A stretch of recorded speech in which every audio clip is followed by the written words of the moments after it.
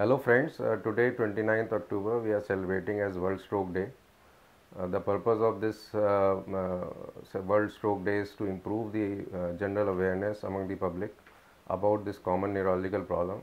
And why is the need to increase the awareness? Because every other second it has been found that someone somewhere suffers from brain stroke, and every 6 seconds someone dies because of brain stroke. So it's a very increasingly common disease for which we must act fast, and it is known as a medical emergency.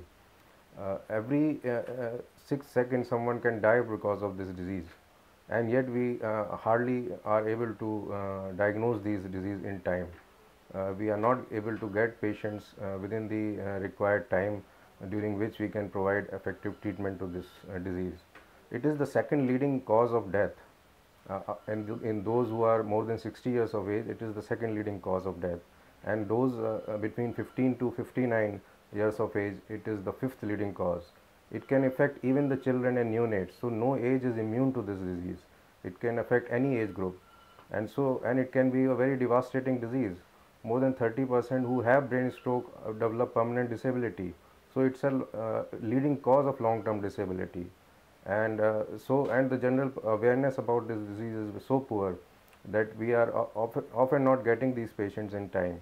So it is the need of the hour to know what is the disease and what are the symptoms of this disease and how we can prevent and treat these patients.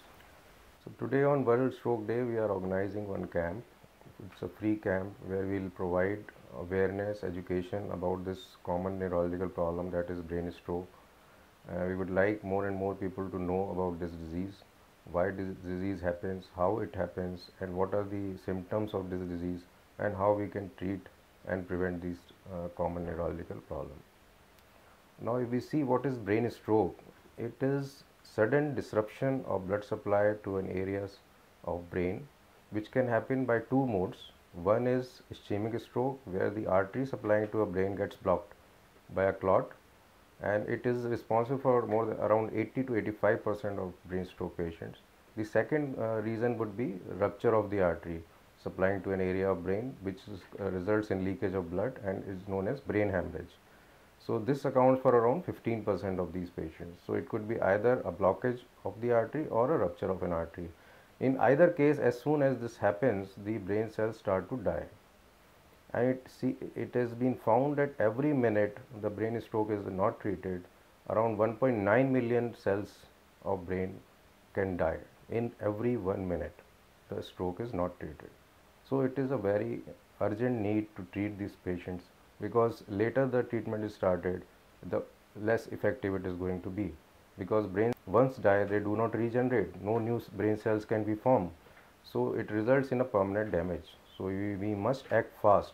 In any patient, if we recognize that these patients have brain stroke, they should be treated as early as possible, because time lost is brain loss, and time is brain in brain stroke.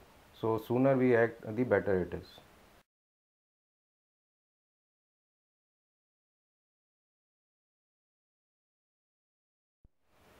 The symptoms of brain stroke are quite varied, and unlike heart attack where there is only single presentation, chest pain, majority of people know that chest pain could lead to a heart attack. So people rush to a cardiologist as soon as they have even atypical chest pains. लेकिन ऐसा brain stroke के साथ नहीं होता है. Brain stroke के symptoms बहुत ज़्यादा वेरिड होते हैं, जिसके जानकारी बहुत सारे लोगों को नहीं है, और यही वजह है कि ये पेशेंट्स ज़रूरी होने पे भी जल्दी अपने टाइम पे नहीं आ पाते हैं डॉक्टर के पास. स्पेशली न्यूरोलॉजिस्ट के पास पहुंचते पहुंचते उनको काफ़ी टाइम लग जाता है. तो इसलिए हमें मालूम होना चाहिए कि ब्रेन स्ट्रोक के क्या क्या सिम्टम्स हैं. कॉमनेस्ट सिम्टम इज़ वीकनेस और numbness on one side of the body. किसी एक तरफ चेहरे में टेढ़ापन, किसी एक तरफ का हाथ और पैर ना चलना या कम चलना या सुन्न हो जाना, ये एक सिम्टम हो सकता है ब्रेन स्ट्रोक का. दूसरा, अगर स्पीच का डिस्टर्बेंस हो, suddenly a person is not able to speak, उसको अप्रोप्रिएट वर्ड नहीं मिलता, क्या बोलना चाहता है बोल नहीं पा रहा है, या फ्लुएंटली नहीं बोल पा रहा है, या कन्फ्यूजनल स्टेट है बिकॉज वो समझ नहीं पा रहा दूसरे लोग क्या उसको बोल रहे हैं, तो ये भी स्पीच डिस्टर्बेंस या ज़बान लड़खड़ा रही है, ये सारे स्पीच डिस्टर्बेंसेस हो सकते हैं ब्रेन स्ट्रोक की वजह से. तीसरा है विजन का disturbance, suddenly person is not able to see from one or both eyes. This also can be because of brain stroke, and these patients often go to an eye surgeon or an ophthalmologist, and by the time they are referred to a neurologist, the vital time is lost. So visual loss is another very important symptom of brain stroke. So, then fourth would be sudden loss of balance, inability to walk, inability to control his movement, or sudden giddiness, vomiting, hiccups. All these symptoms, when they develop suddenly and associated with walking difficulty, they can be because of brain stroke. Then sudden unexplained headache, sudden severe headache, a person can have brain stroke either in form of brain hemorrhage or in form of a large brain ischemic stroke. सो ये चार मुख्य symptoms हैं, जैसे कि एक तरफ का अंग काम ना करना, स्पीच डिस्टर्बेंस होना, जैसे ज़बान लड़खड़ाना, बोलने में दिक्कत होना, बात समझ में ना आना, या अचानक आँख से एक या दोनों आँख से दिखाई ना देना, या अचानक डगमगाहट हो जाना, अपने आप मूवमेंट्स को कंट्रोल ना कर पाना, चक्कर आना, ये सारे सिम्टम्स ब्रेन स्ट्रोक के हो सकते हैं.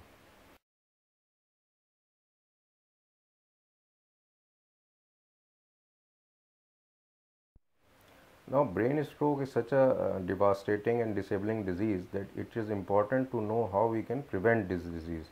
And it has been found that we can, if we know what are the risk factors of brain stroke, we can definitely try and modify those risk factors so that we can decrease the risk of developing a brain stroke. So, what are these risk factors? The common are diabetes, high blood pressure, high cholesterol level, high triglyceride level, and obesity, sedentary lifestyle, smoking, excess alcohol intake, drug abuse. Then in Indian population, homocysteine level, if it is increased, which is seen in vitamin B12 deficiency or folic acid deficiency, if the homocysteine level is increased, then also it can lead to a brain stroke. So all these risk factors are very important to know, and if you have these risk factors, you must get yourself evaluated for the risk that you have for developing a brain stroke. So a regular monitoring of diabetics, regular monitoring of hypertensives, regular and avoiding risk factors like smoking, alcohol, excessive fat in the diet, all this will lead to decreasing the risk of brain stroke, which is very important. Now, good thing about brain stroke now is that we can treat this disease. We can win over this disease provided that we know that we have to act fast, we have to consult a neurologist, we have to reach a stroke center as early as possible, because immediate action as well as the long term care is very important in overcoming this potentially disabling disease. So, how we can treat these patients?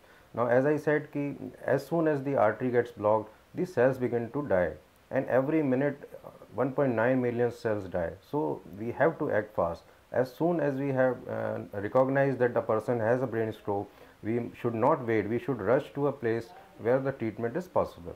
And what are the treatment options available? We have what is known as a thrombolytic therapy, which is a clot busting drug. खून का थक्का जो artery को block करता है, उसको हम खोलने की कोशिश करते हैं एक दवाई से जिसका नाम है थ्रोम्बोलिटिक थेरेपी, और ये ज़रूरी है कि हम इसको 3 से 4.5 घंटे के अंदर ही दे सकते हैं.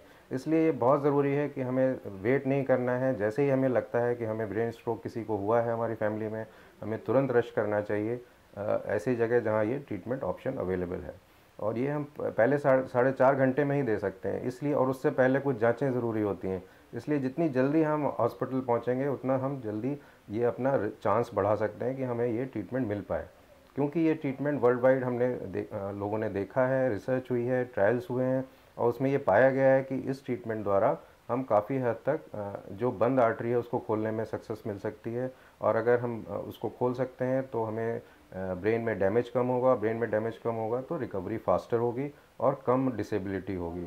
लॉन्ग टर्म डिसेबिलिटी जो इस बीमारी का सबसे ख़राब वो कॉम्प्लिकेशन है, उससे हम बच सकते हैं अगर हम सही वक्त पे पहुँचें और सही समय पे ये ट्रीटमेंट शुरू हो पाए. और बाकी इसको हम इंट्रावीनस के अलावा हम इंट्रा आर्टीरियल भी दे सकते हैं. इंट्रा आर्टीरियल मतलब जो आर्टरी में ब्लॉक हुई है उसकी हम एंजियोग्राफी करते हैं. एंजियोग्राफी करके अगर हमें पता चलता है कि कौन सी आर्टरी ब्लॉक्ड है तो उसमें ये डायरेक्ट हम ये दवा दे सकते हैं जिसको हम कहते हैं इंट्रा आर्टीरियल थ्रोम्बोलिसिस. और ये दवाई हमें 6 घंटे तक हम दे सकते हैं। तो इसके द्वारा भी हमें एक टाइम विंडो मिला हुआ है जिसके अंदर हम ये मेडिसिन दे सकते हैं। बस उसके लिए भी हमें मरीज़ को जल्दी से जल्दी अस्पताल में आना चाहिए बेटर रिजल्ट्स के लिए। बाकी और ऑप्शंस भी हैं जो धीरे धीरे और यूज़ में आ रहे हैं, जैसे जिसको हम मैकेनिकल थ्रोम्बोलिसिस कहते हैं, जिसमें कि कुछ डिवाइसेस होती हैं जो एंडोवेस्कुलरली आर्टरी में जाके क्लॉट को निकालने में मदद करती हैं। तो ये चीज़ भी अवेलेबल है जो 6 से 8 घंटे के लिए हम में यूज़ कर सकते हैं। तो सारी चीज़ें पहले 4.5 से 12 घंटे के अंदर हमें ये ट्रीटमेंट ऑप्शंस अवेलेबल हैं। और लेकिन प्रॉब्लम ये है कि we are not getting patients within this required time period, and the most easy to administer is intravenous thrombolysis. So जितनी जल्दी ये पेशेंट्स हमारे पास आएंगे उतना ज़्यादा फ़ायदा हम इनको पहुंचा सकते हैं। तो ये चीज़ बहुत ज़रूरी है जानना जहाँ तक ट्रीटमेंट का सवाल है। इसके अलावा बहुत सारे ट्रीटमेंट ऑप्शंस और हैं, बट जो स्पेसिफिक ट्रीटमेंट है वो यही है। उसके अलावा जो हम देते हैं वो ब्लड थिनर्स देते हैं, जैसे एस्प्रिन या और बहुत सारे और भी दवाइयाँ हैं, बट मुख्य तरह एस्प्रिन और क्लोपिडोग्रेल एक एंटीप्लेटलेट दवाइयाँ हैं जो कि प्लेटलेट्स की जमाव को रोकते हैं, जो कि हमें लॉन्ग टर्म इन मरीज़ों को देना होता है। उसके अलावा बहुत सारे मतलब कोलेस्ट्रॉल को मॉडिफाई करने की दवाइयाँ हैं जो कि बहुत इंपॉर्टेंट हैं, उनका भी रोल है बहुत जल्दी शुरू करने में, उससे काफ़ी फ़ायदा होता है। और भी न्यूरो प्रोटेक्टिव ड्रग्स अवेलेबल हुई हैं लेकिन उनका अभी रोल डाउटफुल है, but the main focus treatment का थ्रोम्बोलिटिक थेरेपी है, और उसके बाद फिर हम एंटीप्लेटलेट ट्रीटमेंट देते हैं। साथ में कुछ कोलेस्ट्रॉल कंट्रोल करने की और रिस्क फैक्टर्स को कंट्रोल करने की कोशिश करते हैं, स्पेशली डायबिटीज़, ब्लड प्रेशर, इन सब का कंट्रोल भी उतना ही इम्पॉर्टेंट है स्ट्रोक के मैनेजमेंट में। अगर हम देखें, डाइट का रोल बहुत ही इम्पॉर्टेंट है ब्रेन स्ट्रोक में, उसके पैथोजेनेसिस में भी और उसके बचाव के लिए भी। तो डाइट में जैसे लोग पूछते हैं कि किस चीज़ को हमें खाना चाहिए, क्या परहेज़ करना चाहिए, तो सबसे इम्पॉर्टेंट है कि फ़ैट रेस्ट्रिक्शन होना चाहिए, specially saturated fats, use of cheese, butter and ghee, जो हमारे सबसे इतना कॉमन है डे टू डे डाइट में, उसको हमें अवॉइड करना पड़ेगा। अगर हमें रिस्क फैक्टर्स हैं या हमारा कोलेस्ट्रॉल बढ़ा हुआ है या ट्राइग्लिसराइड बढ़ा हुआ है, तो ये चीज़ें हैं जिसको हमें टोटली अवॉइड करना पड़ेगा। अपना लाइफस्टाइल बिसाइड्स वॉकिंग है, ब्रिस्क वॉकिंग है, और फूड में ये सारे रेस्ट्रिक्शंस होने चाहिए। दूसरा, हम इंडियन पॉपुलेशन में बहुत जो कि वेजिटेरियन डाइट है वो B12 में बहुत डेफिशिएंट मानी जाती है। तो B12 किस किस चीज़ में ज़्यादा होता है? मिल्क डाइट है, कुछ फ्रूट्स हैं, और ज़्यादातर एनिमल फूड्स हैं जैसे कि एग है, चिकन है और फिश है। These are the rich source of B12. So if we are not averse to taking non-vegetarian, then these are the foods which can be a good source of B12. अगर B12 हमारी diet में कम होता है तो homocysteine level एक chemical है जो बढ़ जाता है, और इसके बढ़ने से आर्टरी और वेन दोनों के ब्लॉकेजेस काफ़ी कॉमनली पाए जाते हैं। तो ये चीज़ें हमें ध्यान में रखनी चाहिए कि अगर हमें कोई और रिस्क फैक्टर्स हैं तो ये रिस्क फैक्टर्स को भी इसको भी ध्यान में रखना ज़रूरी है, स्पेशली अगर हम वेजिटेरियन डाइट को लेते हैं। और अगर हम वेजिटेरियन ही हैं, नॉन वेजिटेरियन नहीं ले सकते हैं, तो मिल्क लें और साथ में कुछ विटामिन सप्लीमेंट्स ले सकते हैं। तो ये चीज़ें ज़रूरी हैं, और दूसरा फैट रिस्ट्रिक्शन तो है ही इम्पॉर्टेंट।